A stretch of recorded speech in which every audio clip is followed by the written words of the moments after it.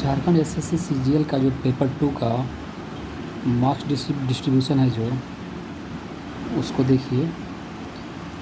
अच्छा स्कोर करना है अगर पेपर 2 में, झारखंड एसएससी सीजीएल का पेपर 2 में जिनका भी हिंदी है, जिन्होंने हिंदी लिया है पेपर 2, अगर उसमें अच्छा स्कोर करना है तो पहले इसके बारे में जानकारी आपको होना ज़रूरी है कि मार्क्स डिस्ट्रीब्यूशन कैसा है, किस टॉपिक से कितना मार्क्स का पूछा जाएगा।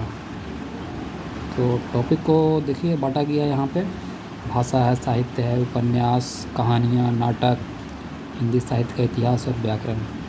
तो इसमें सबसे ज़्यादा आपको भाषा से लिया गया है और भाषा में 24 मार्क्स पूछा जाएगा भाषा से। साहित्य से आपका पूछा जाएगा 18 मार्क्स का, उपन्यास से आपका पूछा जाएगा 12 मार्क्स का, कहानियाँ 12 मार्क्स का, नाटक 12 और हिंदी साहित्य का इतिहास 15 नंबर और जो व्याकरण है इससे 7 नंबर का, ठीक ना। अब हम लोग देखते हैं कि इसमें है क्या। देखिए भाषा है तो भाषा छोटा टॉपिक नहीं है, आखिर 24 मार्क्स का इससे पूछा जा रहा है तो टॉपिक भी ये बड़ा है। तो देखते हैं भाषा में क्या।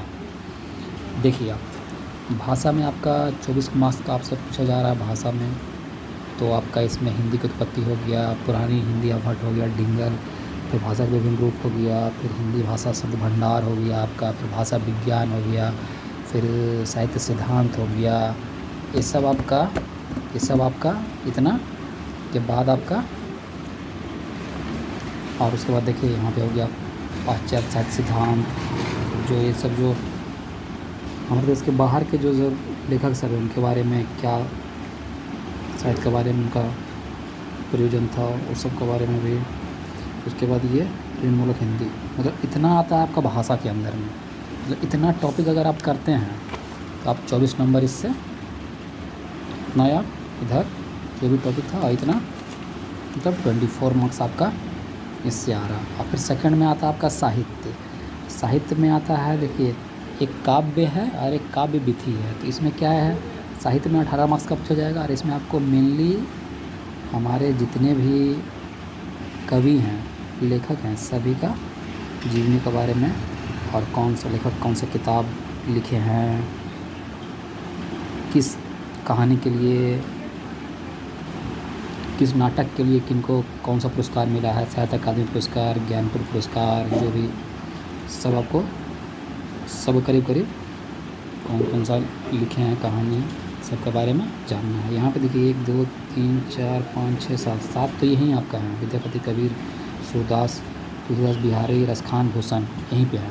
और उसके बाद देखिए इधर काव्य विधि में, इसमें आपको करीब भारती हरिश्चंद्र है, मधुसूदन गुप्त है, सूर्यकांत निराला का है, पंत जी का है, माधव वर्मा जी का, जयशंकर प्रसाद, राम धारी से दिनकर, अज्ञे नागार्जुन और जलसा सेना धूमित। मतलब इतना इधर और 7 इधर और बाकी आपका 3 3 6 7 8 9 10 11 इधर और 7 उधर। 18 का जीवनी, उनके द्वारा लिखा गया कहानी, नाटक, उपन्यास, जो भी है, किसके लिए किनको कब कौन सा पुरस्कार मिला, कब लिखें, मतलब हर चीज़ आपको जानना है।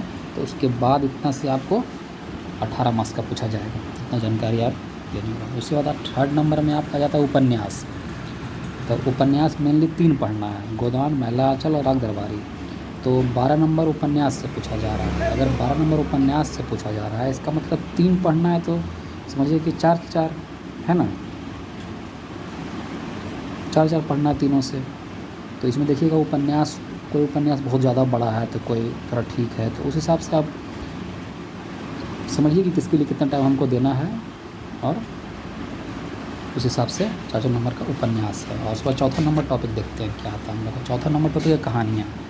तो कहानी यहाँ पे हम लोग को पढ़ना है, देख रहे हैं 3 3 6 7 8 कहानी पढ़ना है, 12 मार्क्स का कहानी है ना। तो करीब समझिए कि किसी से 1 किसी से 2 क्वेश्चन है ना। अगर इसमें 12 अगर क्वेश्चन आएगा इससे, तो समझिए किसी से 1 किसी से 2 क्वेश्चन पूछ लिया जाएगा। मतलब ये 12 मार्क्स नहीं समझिए इसको 12 क्वेश्चन समझिए, क्योंकि 1 मार्क्स को तो आपका 1 क्वेश्चन तो 3 मार्क्स का आ रहा है ना, 12 रहेगा तो 12 3 36, मतलब ये 36 मार्क्स का कहानी से पूछा जाएगा। मतलब क्वेश्चन समझिए, 12 क्वेश्चन आएगा तो आपको 8 से 12 क्वेश्चन पूछा गया। मतलब किसी से 1.5 पढ़ रहा है तो किसी से 1 क्वेश्चन पूछ लिया, किसी से 2 क्वेश्चन पूछ लिया, इस तरह से। फिर नाटक आपका आया, आपको 3 नाटक पढ़ना है तो फिर नाटक से 12 नंबर का पूछ रहा है तो आपको वही 4 क्वेश्चन सभी नाटक से पूछा जाएगा है। और उसके बाद देखिए सबसे बड़ा आपका सिलेबस होता है इसके अंदर हिंदी साहित्य का इतिहास, जो एक रामचंद्र शुक्ल का पढ़ना है हम लोग को और एक डॉक्टर नागेंद्र का पढ़ना है हम लोग को। इन दोनों का हम लोग को हिंदी साहित्य का इतिहास पढ़ना है। ये चूँकि इसके अंदर बहुत भास्ट सिलेबस है। ऐसे 15 नंबर का आपका, तो 15 नंबर का समझिए 7-8 करके दोनों से पूछा जाएगा।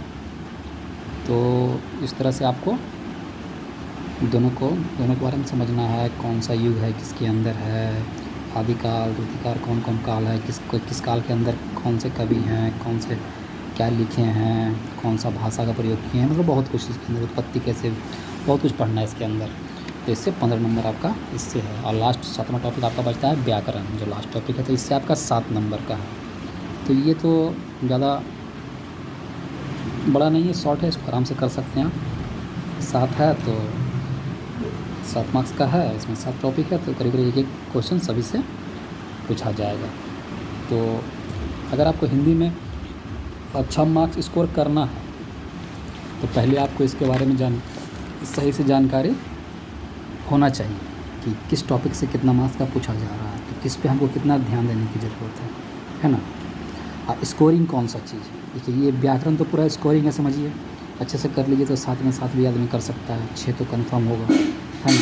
उसके बाद नाटक स्कोरिंग होता है, कहानी स्कोरिंग होता है, ये सब पूरा स्कोरिंग होता है। उपन्यास इतना बड़ा बड़ा है, जैसे कहानी आपका, आप कहानी बहुत जल्द, जितना में आप एक उपन्यास एक उपन्यास से 3 उपन्यास पढ़ना है आपको, तो उसमें एक का क्या बात कीजिएगा आप, आधा उपन्यास जितना पढ़ने में मेहनत लगेगा उतना में आप सब पूरा कहानी ख़त्म कर दीजिएगा।